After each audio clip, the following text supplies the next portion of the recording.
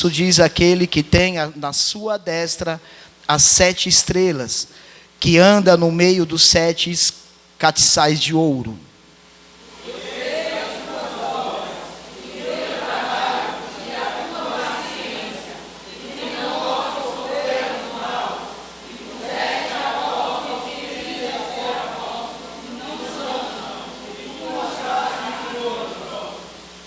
E sofreste e tens paciência e trabalhaste pelo meu nome, e não te cansastes.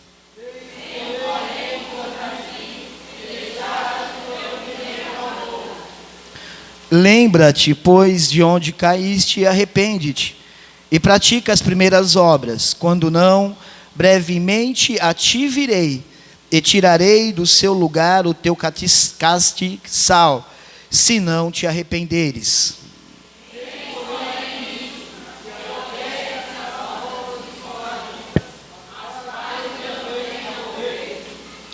Quem tem ouvidos, ouça o que o Espírito diz às igrejas. Ao que vencer, dar-lhe-ei de comer da árvore da vida, que está no meio do paraíso de Deus. Vamos orar novamente. Senhor Deus e Pai, diante de Ti estamos. Abra o nosso entendimento nessa noite, Deus. Que a Tua palavra venha nos despertar, venha trazer cura, venha trazer resposta, venha trazer mudança de vida, mudança de pensamento, mudança de intelecto. Que possamos sair daqui, Senhor, convictos de quem nós somos no meio da multidão. Nos ajuda, nos esforça para a louvor e glória do Teu nome. Amém. Pode se assentar, irmãos. Esta carta, ou livro, a qual é a própria revelação de Jesus Cristo a João. Como todos sabemos, o apóstolo João, um senhor de 94 anos, ele é levado cativo a uma ilha chamada Pátimos. Todos conhecem de cor e salteado a história. Lembrando que nesse período desse texto, todos os apóstolos que faziam parte do colégio apostólico estavam mortos. Pedro, Paulo, Tiago, todos eles haviam sido mortos pela espada, através da crueldade dos imperadores das suas épocas. Lembrando que João, o último apóstolo ainda em vida, levado a uma ilha para que se calasse a boca do último apóstolo ainda vivo, um senhor com 94 anos, ele não foi levado cativo a uma ilha por causa do pecado, ele não foi levado a uma ilha cativo por ter feito alguma coisa errada, mas ele foi levado cativo por pregar o evangelho do Senhor Jesus. Interessante que João, ele sabia que ele não morreria como os demais, porque havia uma promessa sobre a vida do apóstolo João, o apóstolo do amor, o apóstolo ao qual Jesus ele tinha um carinho, um amor muito grande, a qual o apóstolo reclinava a sua cabeça no peito de Jesus.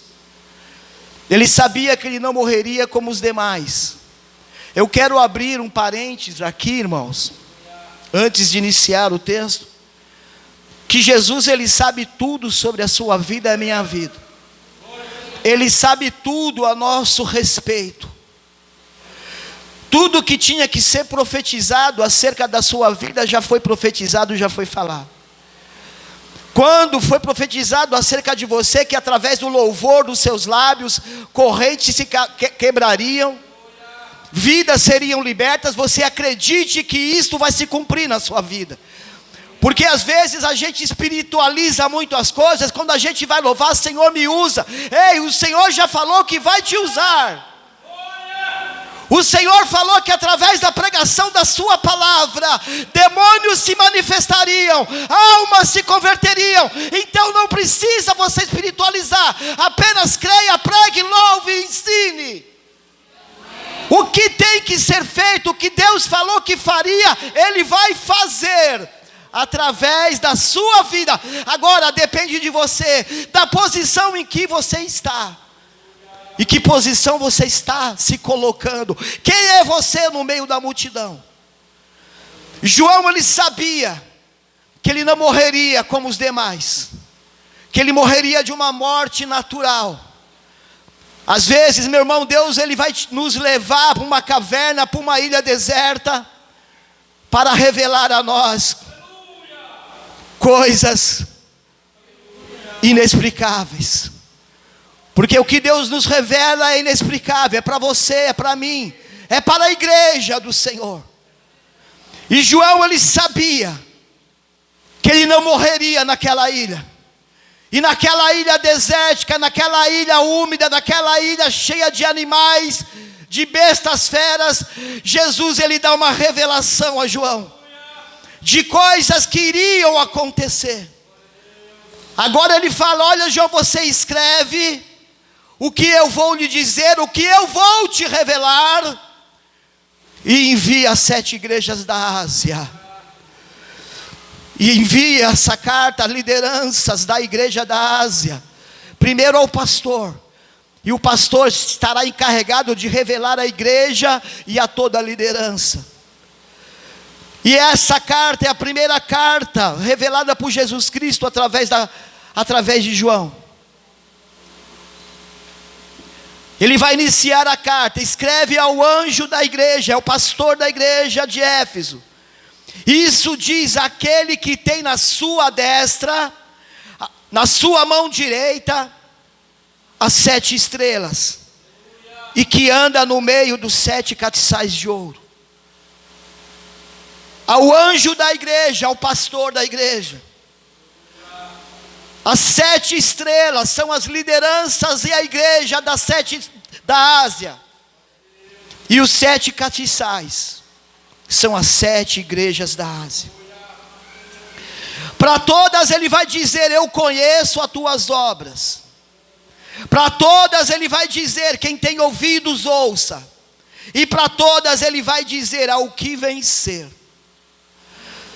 Nas 7 cartas da igreja, para algumas Jesus ele só vê qualidades, para 2. Para uma ele vê nenhuma qualidade. E para as outras ele vê qualidades e defeitos na igreja.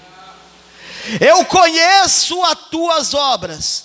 Ou seja, com Jesus não tem fingimento, porque Ele conhece as tuas obras. Ele conhece a minha e a sua condição espiritual. Interessante que a igreja de Éfeso, Jesus ele faz algumas colocações, ele coloca algumas características da igreja, que você olhando e lendo, você vai dizer: essa igreja é perfeita. Não é porque uma igreja aparentemente parece perfeita, que ela não precisa de um avivamento, que ela não precisa corrigir algumas coisas. Ele conhece as suas obras, Ele conhece os nossos pensamentos, Ele conhece as nossas intenções, as nossas motivações, com quem andamos, o que falamos, o que vemos, o que assistimos, o que ouvimos. Ele conhece tudo a nosso respeito. Com Ele não tem como fingir. Eu disfarçar que sou adorador, não tem com Ele, porque Ele conhece as minhas obras. Ele conhece o meu deitar, o meu levantar. Ele sabe tudo, até o nosso assentar, a Bíblia vai dizer que Ele conhece.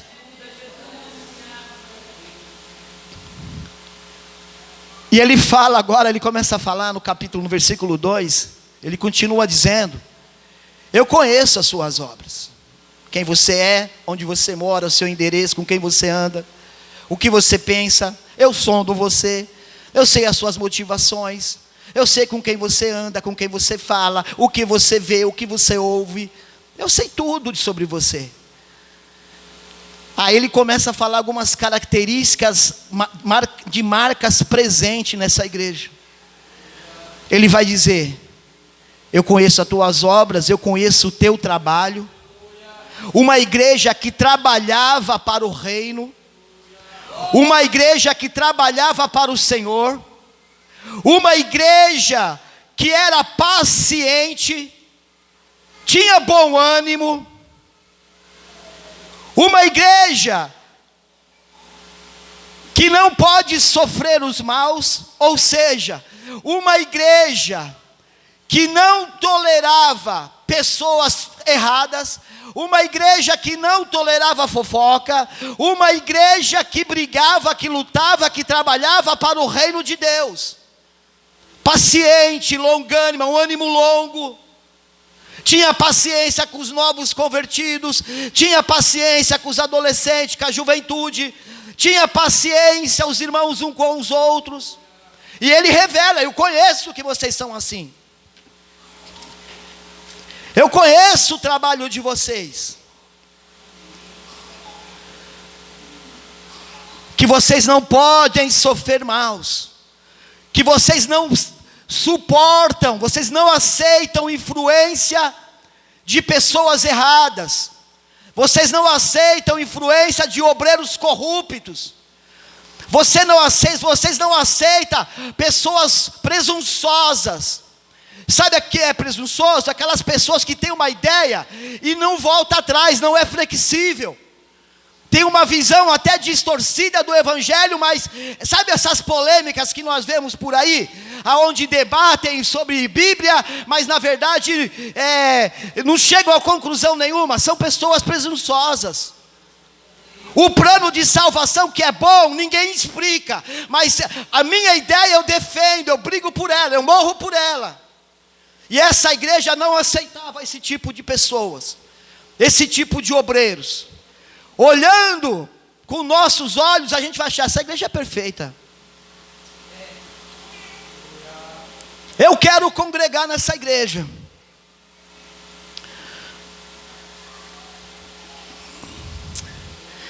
E Jesus continua: não pode sofrer os maus, porque não aceita pessoas erradas, não aceita pessoas presunçosas, não aceita o orgulho, não aceita a soberba. E puseste, olha que Jesus fala dela, e puseste à prova aqueles que se dizem apóstolos e não são, e tu achastes mentirosos.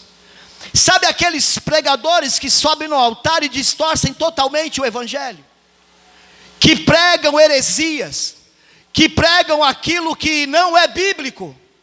Essa igreja, ela combatia isso, e os achava mentirosos.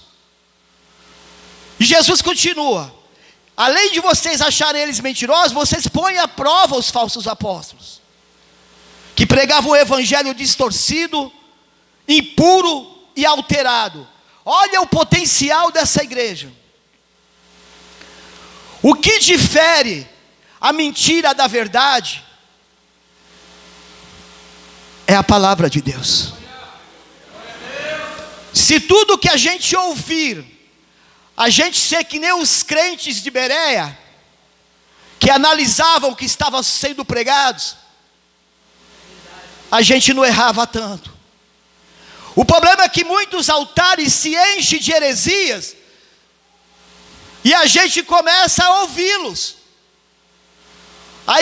A impureza do evangelho, um evangelho que não é de Jesus, mas um evangelho que sustenta o ego, que alegra o ego, um evangelho que fala do homem, exalta o homem, deixa Jesus de lado, deixa o Espírito Santo de lado, mas exalta o homem. O evangelho é poder de Deus, é graça de Deus. A palavra de Deus é que vai diferir o certo e o errado. E Jesus, ele continua: eu sei que você sofre, que sofrestes, e tem paciência e trabalhaste pelo meu nome, e não te cansaste. Era uma igreja que trabalhava, era uma igreja que aplicava a palavra, ouvia a palavra, era uma igreja que queria levar o nome de Jesus adiante. Mas Jesus, Ele olha para essa igreja. Tenho, porém, contra ti, que deixastes o primeiro amor. Não é porque nós estamos engajados na obra de Deus, estamos fazendo a obra de Deus, que não precisa mudar algumas coisas em nós. Jesus está dizendo: olha, volta ao primeiro amor, volta às primeiras obras. Porque Jesus ele tem a ideia de quem deixa a primeira obra, o primeiro amor, ele tem como motivo queda. E quando há queda, ele diz: arrepende-te. Vocês precisam se arrepender. Vocês precisam voltar para mim. Quando é que nós caímos, irmãos? Deixamos o primeiro amor. Quando é que nós deixamos de amar a igreja? Quando é que nós vamos fazer a obra de Deus por obrigação? Por costume? Porque o pastor está vendo? Jesus aqui está revelando os nossos corações. Jesus ele está colocando diante de nós os nossos sentimentos. A Bíblia vai dizer que muitas vezes nós o adoramos com os lábios, mas o nosso coração está longe dele. O que te fez perder o ardor? O que te fez, o que nos faz desanimar? Uma pessoa pode muito bem fazer a obra de Deus, mas está desanimada, está querendo retroceder. Quantos aqui já não passaram na cabeça: eu vou parar, eu vou desistir, eu vou deixar, eu vou entregar meu cargo, não quero mais saber de nada, vou sair da igreja, vou mudar de igreja? O que tem feito você desanimar? Se você sair daqui desanimado, se for por uma outra igreja, você está indo desanimado, você está levando consigo o seu problema nas costas. O que nos faz perder o vigor, irmãos? Essa carta, esse livro foi escrito há mais de 2000 anos atrás, mas ele é tão atual, porque ele vai falar aquilo que nós sentimos, aquilo que somos. Mas Jesus está dizendo: lembra-te, pois, de onde caíste. Rabancho. Jesus está dizendo: eu quero trazer de novo o avivamento na tua vida. Mas lembra-te, é o convite que ele faz: eu quero te ajudar. Mas lembra onde você caiu. Lembra onde você desanimou. Lembra onde você ficou no caminho. Lembra-te aonde. E arrepende-te. Porque eu quero que você volte a ser o que você era. Eu quero que você volte a louvar e o céu se abra. Eu quero que você imponha a mão sobre os enfermos e eles são curados. Volta-te, arrepende-te. Lembra-te de onde caístes e pratica as primeiras obras. Quando não, brevemente virei e tirarei do seu lugar o teu castiçal, se não te arrependeres. É um alerta. Volta-te às primeiras obras. Quando a sua motivação maior era glorificar o nome dEle, era exaltar o nome dEle. Volta-te, volte-te, ainda dá tempo. Eu bem sei o pensamento que tenho sobre vós, pensamentos de bem e não de mal, para que vocês venham encontrar o fim que mereceste, que desejastes. O pensamento que Ele tem sobre nós é de bem, não é de mal. Mas nós precisamos voltar às primeiras obras. Quando nós voltamos às primeiras obras, irmãos, Ele começa, porque Ele sonda o teu coração. Porque muitas pessoas não entendem. Quando uma pessoa afastada, ela volta aos caminhos do Senhor, aí Deus começa a usar. Deus começa a usar com alegria, com fervor, com unção. E muitas vezes aqueles que não aceitam. Por quê? Porque nós estamos com um coração, irmãos, muito seco. Nós estamos fazendo a obra de Deus com os olhos muito secos. Nós não estamos mais fazendo, nós por algum motivo desanimamos. Nós temos que ser sinceros com Deus. Senhor, eu estou desanimado. Eu não quero mais, eu vou entregar, eu vou mudar de igreja. Ei, eu te aconselho a não fazer isso. Ei, eu não aguento mais a minha casa, meu marido, meus filhos. Está me desanimando. Meu marido não muda, minha esposa não muda, meu filho não se converte, as minhas filhas não se convertem, eu não estou aguentando mais, estou desanimado. Faça através da sinceridade, fale com Deus. Seja sincero, a nossa única dignidade é ser sincero com Ele. O que Ele mais quer é que você seja sincero. Lembra-te onde você caiu, lembra onde você ficou prostrado, lembra-te aonde você parou e retorne às primeiras obras, porque eu quero ainda te usar nessa terra, mas não desse jeito que você está. Uma igreja que aparentemente era perfeita, mas aquele que sonda os corações. Volta-te. Irmãos, qual é o valor que você dá por um culto como esse? Qual é o valor que nós damos por um culto de ceia? Que não é um pedido, é um mandamento. Fazer isto em memória de mim. Jesus está dizendo: olha para a história, olha da onde eu te tirei, olha o que eu fiz por você. Olha para o futuro. A esperança da igreja é o futuro em Cristo, é o arrebatamento. E Ele diz: olha para dentro de você e faça uma reflexão.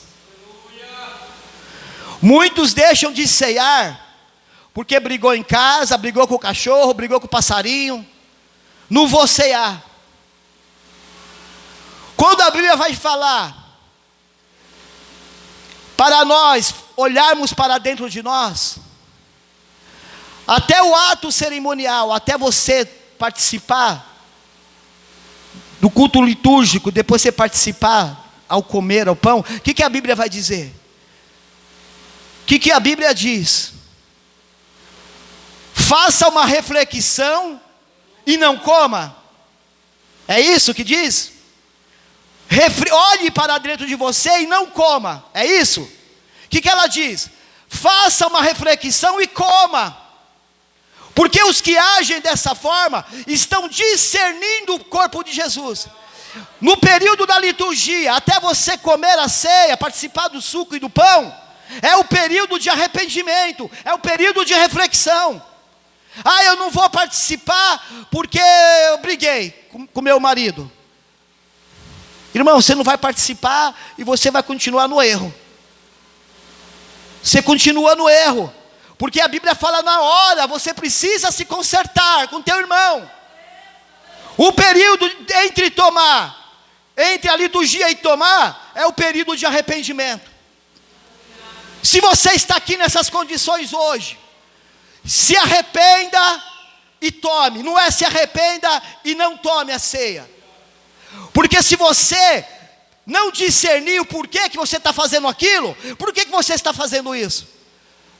Em memória dele. Por quê? Porque ele morreu pelos seus pecados.